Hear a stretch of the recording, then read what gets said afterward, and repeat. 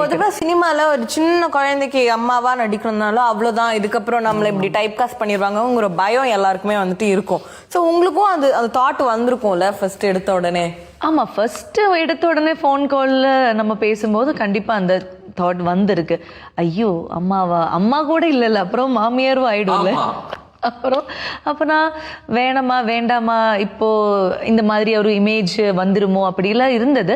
But நீங்கள் சொன்ன மாதிரி அதுக்கப்புறம் அவங்க அந்த நரேட் பண்ணும்போது எனக்கு ஸ்கிரிப்ட் அனுப்பும் வந்து டிராக்டரில் ஒரு இன்ட்ரடக்ஷன் உங்களுக்கு இருக்குது, அப்புறம் இன்டர்வல் பிளாக் உங்கள் மேலே தான், அதெல்லாம் சொல்லும்போது எனக்கு ஓகே. ஸோ இது வந்து ஒரு நம்ம இந்த ஏஜ் ஃபேக்டர் ஒரு செகண்டரியாக வச்சுட்டு ஒரு பெர்ஃபார்மன்ஸில் நமக்கு என்ன வேலை இருக்குது, என்ன பண்ணலான்னு யோசிக்கலாம் முதல்ல.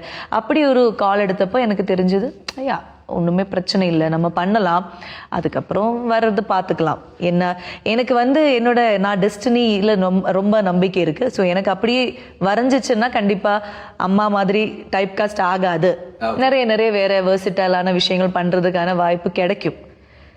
இல்லை எனக்கு டெஸ்டினியில் அப்படிதான், நீங்கள் இனிமே அம்மா தான் அப்படின்னா அப்படிதான், அது என்ன வேணாலும் வரட்டும் அப்படின்னு. இப்போ நடக்கலைன்னா நம்ம ஒன்றும் பண்ண முடியாது. பட் நான் எப்போ நடக்கும், நான் ஹரிஷுக்கு ஹீரோயினா பண்ணிதான் ஆகும் அப்படின்னு சொல்லிருக்காங்க. பண்றீங்க.